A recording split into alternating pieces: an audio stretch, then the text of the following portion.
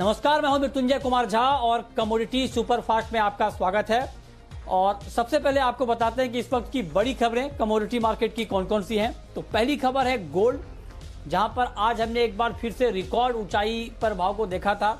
शुरुआती कारोबार में 53,429 की नई ऊंचाई को छूने के बाद अब गोल्ड का भाव थोड़ा सा नीचे आया है और इस वक्त 53,000 के नीचे ट्रेड कर रहा है। और आपको बता दें कि दिन के ऊपरी स्तरों से करीब करीब 500 रुपए की गिरावट गोल्ड में आ चुकी है और अंतर्राष्ट्रीय बाजार में सोना $1945 प्रति औंस के आसपास ट्रेड कर रहा है। चांदी में गोल्ड के मुकाबले चांदी में गिरावट ज्यादा है और चांदी इस वक्त अगर आप देखें तो चांदी में तेज गिरावट है। 3% से ज्यादा चांदी के दाम लुढ़के हैं और एमसीएक्स पर चांदी का भाव अभी 2400 के आसपास लुढ़का हुआ है और 63,000 के नीचे आ चुका है। तेज गिरावट है चांदी में भी, बड़ी प्रॉफिट बुकिंग यहां पर दिख रही है। इसके अलावा क्रूड की बात करें तो कच्चे तेल में भी गिरावट बढ़ी है। ब्रेंट क्रूड का भाव $43 तक फिसला है, 1% तक की नरमी यहां पर दिख रही है। एमसीएक्स पर कच्चा तेल 3050 के नीचे है और अमेरिकी ऊर्जा विभाग की रिपोर्ट है कि पिछले हफ्ते अमेरिका में क्रूड का स्टॉक घटा है और पिछले हफ्ते स्टॉक 1 करोड़ बैरल से ज्यादा घटा है। उसके बाद भी मार्केट में कोई तेजी आ नहीं पा रही है। मेटल मार्केट की चमक गायब हुई है। कॉपर का अगस्त वायदा 505 रुपए के करीब है, 1% की नरमी है। जिंक 182, लेड 150 के नीचे है, निकल 1050 के नीचे है।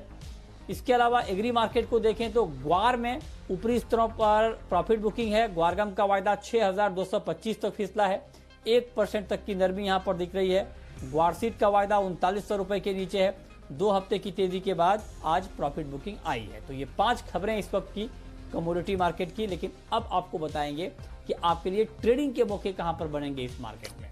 और ये बताने के लिए हमारे साथ मोतीलाल ओसवाल के जिगर धर्मश्री हैं। जिगर, बहुत बहुत स्वागत है आपका। गोल्ड से शुरुआत कर लेते हैं। गोल्ड में क्या करें, इस पे खरीद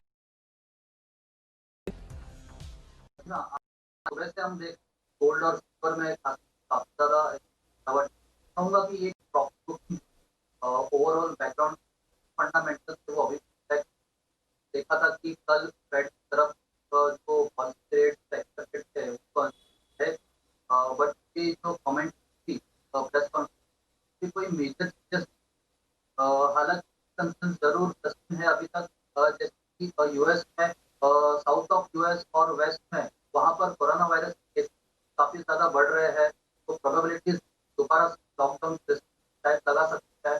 तो ये जो कंसर्न से अभी उस तरह से चल रहे हैं और इकोनॉमी का जो रिवाइवल है वो काफी लंबा समय ले सकता है। तो ये कंसर्न अभी भी यूएस सस्टेन है। यूएस बड़ी इकोनॉमी है, तो जब तक कोई रिवाइवल के साइंस नहीं दिखते तब तक मुझे लगता है गोल्ड जैसी पेपर कमोडिटी है उसमें लगातार बाइंग आती रहेगी। हालांकि आज हमने जरूर करेक्शन देखा है, प्रॉफिट ही कहूंगा मैं, बट निचले स्तरों से दोबारा से खरीदारी आ सकती है। तो आज के सेशन में अगर गोल्ड में 52,650 के करीब के लेवल्स मिले, वहां पर खरीदारी करनी होगी। 52,400 का स्टॉप लॉस लगाना होगा और 53,250 के हम दोबारा से आज या कल के सेशन में ऊपर के लेवल देख, तो हल्की सी गिरावट पे खरीदारी करनी होगी। और ट्रेडर्स के लिए खास सलाह होगी कि आज के सेशन में काफी वॉलेटाइल देख रहे हैं हम, तो जो भी पोजीशंस बनाए एक स्ट्रिक्ट स्टॉप लॉस देते हुए ही ट्रेड करना जरूरी सही होगा। ठीक है, तो आप करें गोल्ड में 52,650 पर खरीदें। टारगेट होगा 53,250 का, लेकिन 52,400 के भाव पर आप स्टॉप लॉस लगा सकते हैं। चांदी पर आप हालांकि कॉल नहीं देना चाह रहे हैं, लेकिन चांदी के ऊपर भी मैं आपसे पूछना चाहता हूं कि चांदी में भारी गिरावट आ गई है, तो क्या चांदी में अभी ट्रेड नहीं लेना चाहिए? क्या सुझाव होगा आपका?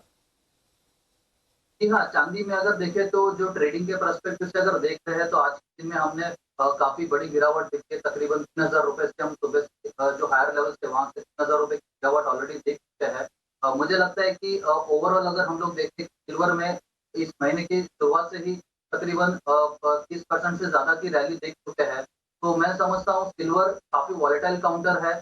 ट्रेंड में जब चलता है तो जैसे हमने देखा कि 5-10 हजार की तेजी आई थी, उस तरह से करेक्शंस भी काफी शार्प आ रहे हैं। तो ट्रेडर्स के लिए कहीं ना कहीं रिस्क ज्यादा होगा इस काउंटर में फिलहाल के लिए ट्रेड करना। बट एक चीज है, ये जो करेक्शन है वो हम ट्रेंड रिवर्सल नहीं मान रहे हैं, अभी भी एक profit book kind of move है सिल्वर में। मुझे लगता है कि सिल्वर में एनीवेयर अराउंड शॉर्ट टर्म के लिए 61 से 62,000 के करीब में एक स्ट्रॉन्ग सपोर्ट ले सकता है और वहां से दोबारा से एक रिवर्सल की पॉसिबिलिटी बन सकती है। तो ट्रेडिंग के लिए फिलहाल के लिए तो वेट करना होगा, बट यस अगर कोई शॉर्ट टर्म या मीडियम टर्म के लिए लेना चाहता है तो 61,500 से 62,000 के लेवल्स पे दोबारा खरीदारी करके चल सकते हैं। ठीक है, चलिए क्रूड क्रूड में आपको लगता है कि अभी बाइंग में नहीं जाना चाहिए क्योंकि डिमांड को लेकर चिंता बनी हुई है, तो ऐसे में जो भी लेवल अभी क्रूड में दिख रहा है ये लेवल शॉर्ट का लेवल है, क्या मानते हैं आप इसे? जी हाँ, बिल्कुल। क्रूड में वैसे तो हमने देखा है कि पिछले कुछ हफ्तों में या कुछ दिनों में एक सीमित दायरे में ही कारोबार हो रहा है। डाउन साइड में हमने देखा है कि 2980, 2970 के लेवल्स ब्रेक नहीं हो पा रहे और अप साइड में 3150, 55 एक स्ट्रॉन्ग रेजिस्टेंस एरिया है। तो मुझे लगता है ये इसी दायरे में काफी कुछ दिनों से ट्रेड कर रहा है। बट अगर फंडामेंटल फैक्टर्स की बात करें तो खास करके कल जो ईआई की इन्वेंटरी देखी थी, वहां पर क्रूड में हमने तकरीबन 10 मिलियन बैरल्स का एक इन्वेंटरीज में गिर के आई थी। बट उसके सामने देखे जो गैसोलीन और डिस्टिलेट्स की जो इन्वेंटरी थी वो एक्सपेक्टेशन से बढ़कर आई है, तो कहीं ना कहीं इन्वेंटरी का जो डेटा वो काफी मिक्स था। दूसरी तरफ अगर देखिए जो ओपेक प्लस ने कुछ दिनों पहले जताया था कि जो 9.7 मिलियन बैरल्स की जो सप्लाई कट्स की थी वो सप्लाईज में अब ईज करने वाले हैं जो अगस्त मंथ से लागू होगी, तो उसके वजह से अब दोबारा से थोड़ी बहुत सप्लाईज मार्केट में आती हुई दिखेगी।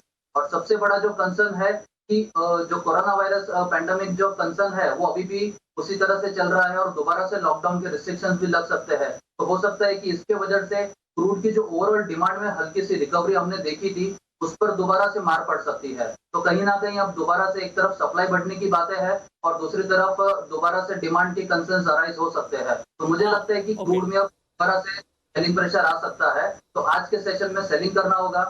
3070 के करीब से सेलिंग करिए, 31 से 20 का स्टॉप लॉस रहा और 2960 के टारगेट लेके चल सकते हैं आज के सेशन में। ठीक है, चलिए बिल्कुल संक्षेप में नेचुरल गैस के बारे में आप बताएं कि नेचुरल गैस में आज के लिए बाइंग करें या नहीं? जी हाँ, नेचुरल गैस में बाइंग करनी चाहिए। काफी अच्छी रिकवरी देखी है, 140 के करीब खरीदारी करनी चाहिए। 137 का स्टॉप लॉस लगाना होगा और 146 के टारगेट आज के सेशन में आते हुए दिख सकते हैं। ठीक है, कॉपर में क्या करें आज के लिए? बेस मेटल्स में आज सुबह से हमने जरूर से एक गिरावट देखी है, बट मुझे लगता है कि कॉपर में 500 के करीब काफी अच्छा स्ट्रॉन्ग है। तो आज के सेशन में 503.50 के लेवल्स अगर मिलते हैं तो वहां खरीदारी करना सही होगा। 500 का स्टॉप लॉस लगाए और ऊपरी लेवल पर 510 के टारगेट दोबारा आते हुए दिख सकते हैं। ठीक है, और जिंक में बाइंग करें या नहीं करें? जिंक भी काफी अच्छा लग रहा है मुझे। जिंक में भी खरीदारी करके चल सकते हैं। 180.50 के लेवल्स पे खरीदारी करना होगा। 179 का स्टॉप लॉस मेंटेन करिए और हायर लेवल्स पे 184 के टारगेट दोबारा से देखने को मिल सकते हैं। ठीक है, तो ये 5 कॉल जहां पर आप ट्रेड कर सकते हैं। अब शुरू करते हैं सवाल जवाब। पहला सवाल है हर्षद का, पुणे से हमारे साथ जुड़ रहे हैं इस वक्त। पूछिए हर्षद। गोल्ड में कहां तक करेक्शन आ?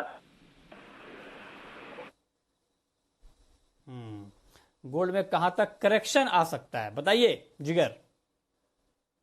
देखिए अगर गोल्ड में मीडियम टर्म परस्पेक्टिव यानी इन्वेस्टमेंट के लिहाज से अगर बाइंग करना चाहते हैं तो मुझे लगता है कि 51,500 से 51,000 का जोन एक बार जरूर देखने को मिलेगा। वहां तक प्रॉफिट बुकिंग आ सकती है 2-4 दिनों के दरमियान में। तो उस लेवल्स पे दोबारा से निवेश करने की शुरुआत कर सकते हैं और अपसाइड पे मुझे लगता है कि आने वाले कुछ हफ्तों या कुछ 1-2 महीने में 55,000 या उसके ऊपर के भी लेवल्स देख सकते हैं। तो 51,000 से लेके 51,500 के करीब दोबारा से गोल्ड में निवेश करने की शुरुआत कर सकते हैं। ठीक है, तो आप कह रहे हैं 51-51,500 का लेवल एक बार गोल्ड में दिख सकता है और वहां पर फिर से नई खरीद करना आपके लिए ठीक रहेगा। ये एक सुझाव है गोल्ड को लेकर जो आप यहां पर प्लान बना सकते हैं। इसके अलावा जिगर सिल्वर में अगर थोड़ा पोजिशनल व्यू बनाना हो तब क्या करना चाहिए? सिल्वर में अगर लेना है तो मुझे लगता है कि जैसे मैंने बताया कि 61,000 के करीब तक का करेक्शन थोड़ा दिख सकता है। बट अगर बड़े पर्सपेक्टिव से देखना है तो मुझे लगता है कि 59 से लेके 61,000 के बीच में प्राइसेस थोड़ा कंसोलिडेशन का एक फेस रहेगा। वहां पर स्टैगर्ड वे में सिल्वर में एंट्री करके चल सकते हैं। और सिल्वर में लंबी अवधि के लिए मुझे लगता है कि 70,000 के ब्रेकआउट पे 75,000 टारगेट्स भी आ सकते हैं। ठीक है, अगला सवाल राहुल का है नागौर से। पूछिए राहुल। सर हमारे को ये कपास कली में पूछना है कि कपास कली बाजार अब डाउन जाएगी या ऊपर जाएगी, कहाँ से खरीदना चाहिए इसको, क्या सीन है? बताइए जिगर, कपास खली में किस लेवल पे नई बाइंग करनी चाहिए? मुझे लगता है हल्की सी गिरावट अभी भी और आ सकती है। 1720 1700 के करीब के लेवल्स का एक बार वेट करिए, वहां पर खरीदारी करके चल सकते हैं। ठीक है, बहुत शुक्रिया जिगर आपका हमारे साथ जुड़ने के लिए और बताने के लिए कहां पर कमोडिटी में कमाई के मौके बनेंगे। तो फिलहाल इस बुलेटिन में इतना ही।